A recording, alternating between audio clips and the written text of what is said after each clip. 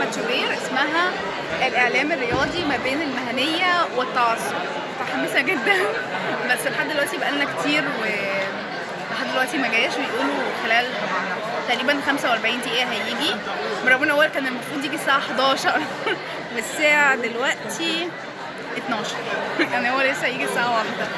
خير خير بس متحمسه قوي بجد، خصوصا ان انا جهزت سؤال اساله له ورحت للدكاتره وعجبه جدا السؤال، ف متحمسه قوي ان انا اسال. يا رب بس ان انا حد يعرف يصورني وانا بسال السؤال، عشان كده انزله على اليوتيوب واوثق هذه اللحظه.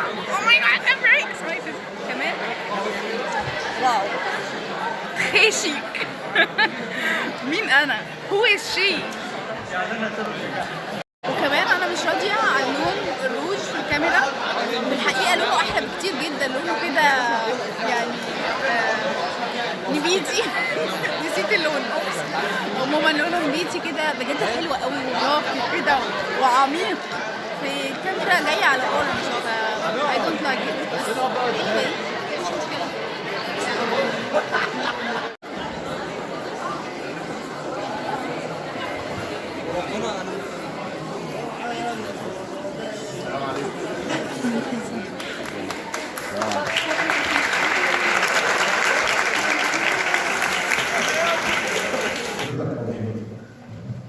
هو حد يقول لك انت مثلا عايز تشتغل في الاعداد، اعمل سكريبت واثنين و10 و1000 و100 ومليون، انت عايز تبقى مذيع او عايز تبقى مذيع.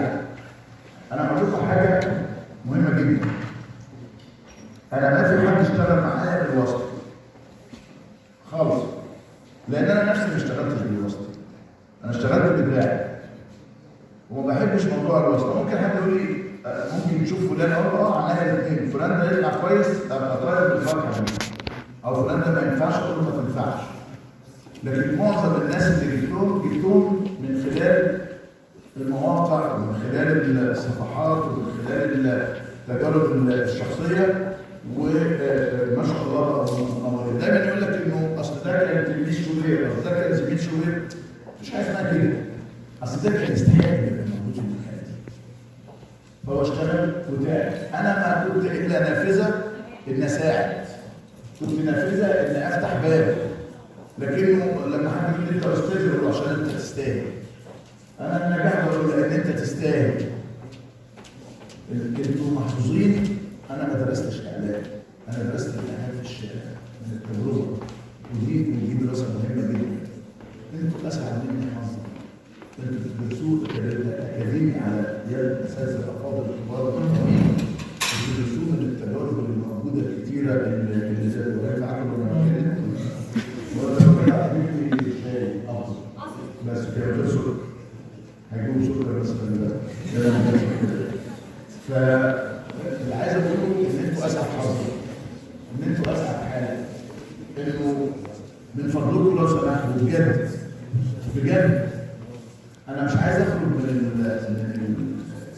القاعه دي اللي انا قاعد فيها مع اخواتي واولادي واصحابي، الا كل واحد فيكم هيبقى عنده فكره وعنده حلم وهساله، وهنتكلم بقلب مفتوح شويه، عشان كل واحد لازم يبقى عنده اصرار انه يحقق حلمه. مش كل الاحلام بتتحقق، لكن جزء من الاحلام بيتحقق، وكل واحد فيكم قادر انه يحقق جزء من الاحلام. هقول لكم بس مثال صغير قبل ما نبدا الحوار. في كرة القدم مين بيحب بايرن ميونخ؟ 1 2 3 4 5 6 7 10 15 مين؟ طيب حد يعرف الفونسو ديفيز من البايرن؟ عارفه؟ طب هو جبت الموسم عارف قصته؟ عارف صوته؟ مش عارف، بس عارف انه لعيب كويس. حد في الدنيا عارف قصه الفونسو ديفيز؟ اتفضل عرفنا بس الناس. ممكن المايك يكون موجود معانا بعد اذنك. ايوه سيف، افتح المايك يا سيف. باسم ايه؟ هو الفيلم اللي هو كان هو من كندا، هو بلده كندا، هو لأن هو كان لاجئ في كندا. فالظروف كلها كانت ضده لحد ما وصل اللي هو حاليا هيلعب كأس العالم مع منتخب كندا. برافو عليك يا سيدي، مشكور، صح.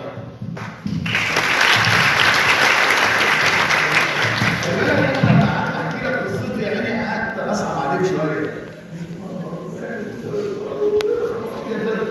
ده بقى من ليبيريا 300,000 مواطن من ابناء بلده اتقتلوا في الحرب الاهليه.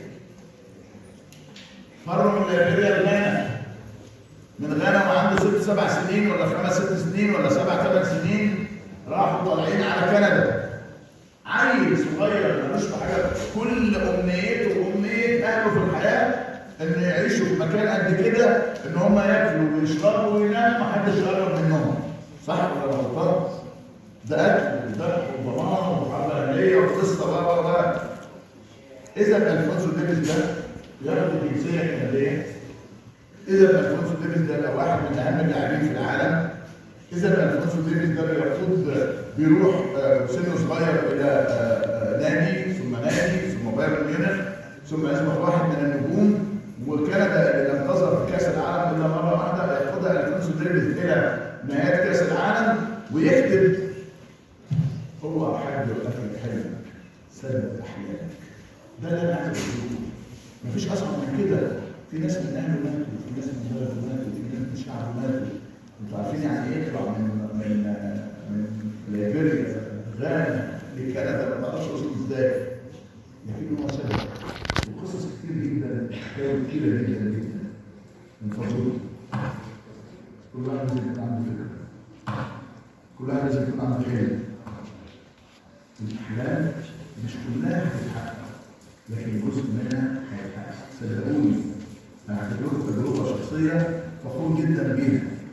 لأسرة متوسطة، احنا أب وست أبناء وأم وبيت ما يزيدش عن 80 متر. ما يزيدش عن 80 متر. تخيلوا الستة بقى عايشين ازاي في البيت يعني. كنا بنمشي على الأرض وننام على الكنبة وسعداء جدا جدا بكل اللي بيحصل ده. فاحلم، فكر واحلم وخطط وقرر وفي النهاية هتنجح بإذن الله.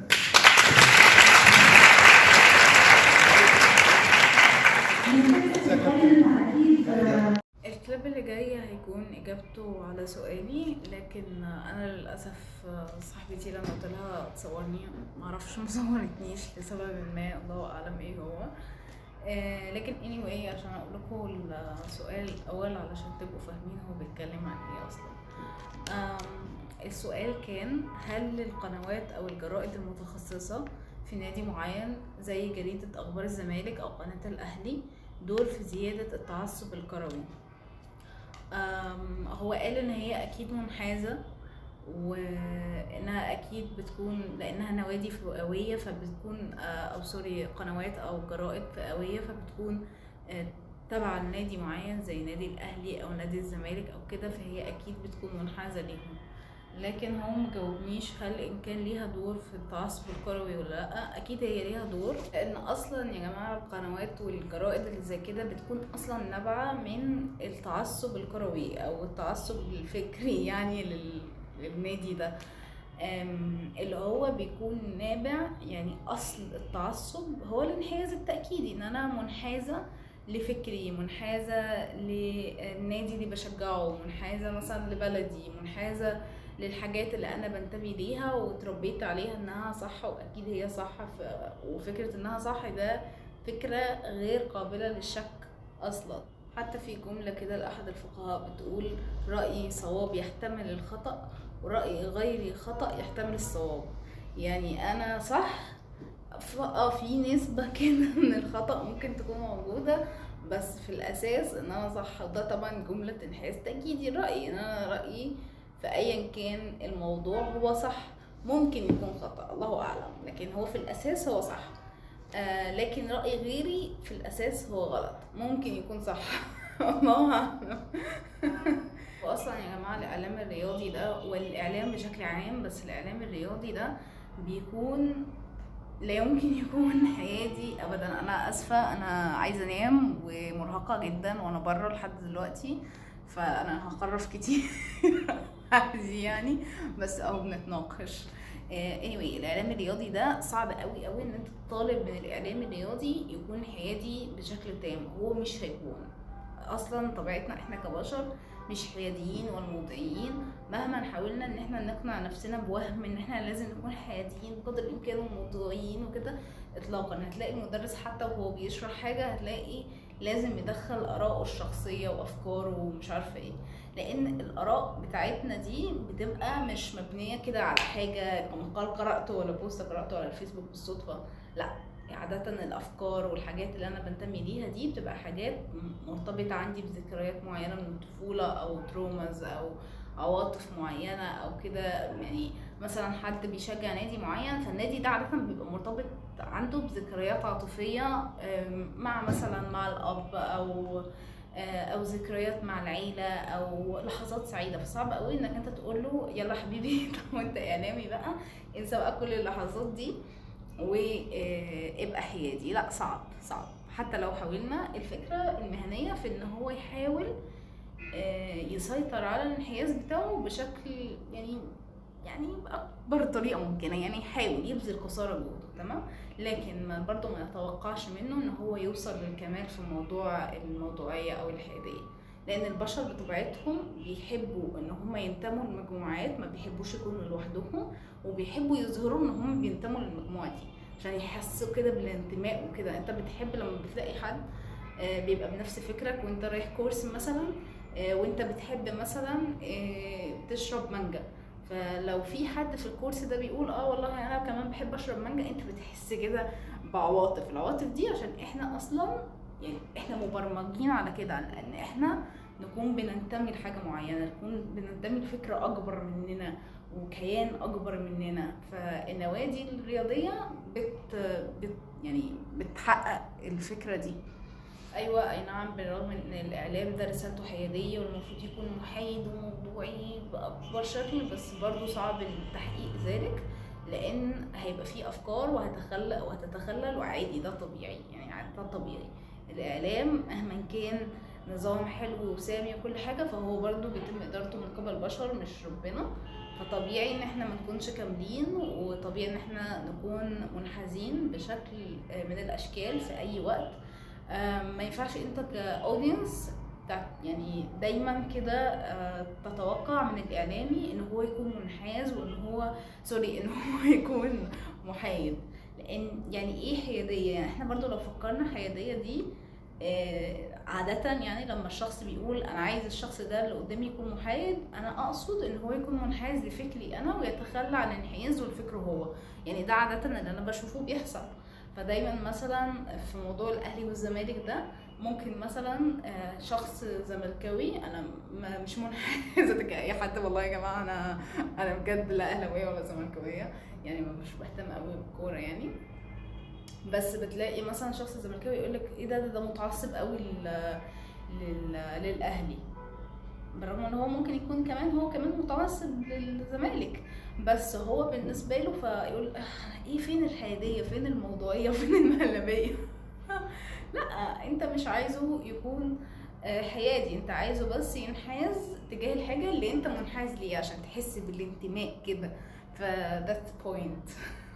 يعني احنا لما نقصد ان الشخص ده حيادي او موضوعي، احنا بيسكلي نقصد ان هو ينحاز لنا شويه، ينحاز للقضيه اللي احنا مهتمين بيها او متعاطفين معاها شويه، ينحاز لافكارنا شويه، ويسيب افكاره كانه هو مثلا عايش في المعزل عن افكاره ولازم يقتنع بافكارنا كلنا. فبتلاقي بقى ان فبحس ان الحياديه ده طلعنا بايه بقى من الفيديو العظيم ده، ان الحياديه عباره عن وهم كبير، يعني انه انا ما اقدرش اكون حيادي. ويعني ايه حياديه يعني؟ اي دونت نو، مش عارفه، ممكن اكون بفتي زي ما قلت لكم، انا مش نايمه فاكيد ههزي، بس عادي هنزله برضه على اليوتيوب. One eternity later. حدثت من موقع المدينه وتزود من احتفالات النصر، وبالتاكيد هيكون في تركيز انه لما يكون في حاجه الفريق عملها مش حلوه ما تركزوش عليها، وبنفذ تعليمات المسؤولين، وبالتالي هننظف ده طبيعي جدا، هي قناه نادي. خلي بالك جيب لك التاريخ مش عارف ايه الحاجات كلها مسجله، لكن هنا البرامج كلها لايف. التغيير مختلف طبعا، لكن طبعا البرامج الأولية من محمد. خلاص وسألت السؤال بس للأسف يعني صاحبتي ما عرفتش تصورني. You had one job. وما عرفتش اتصور انا مع شخصين، كنت عايزه اخد معاها سيلفي بس ما عرفتش بقى. يلا مفيش مشكله، مش عارفه ازاي هقدر اثبت ان انا قابلت شوبير بس اتس فاين. I'm fine.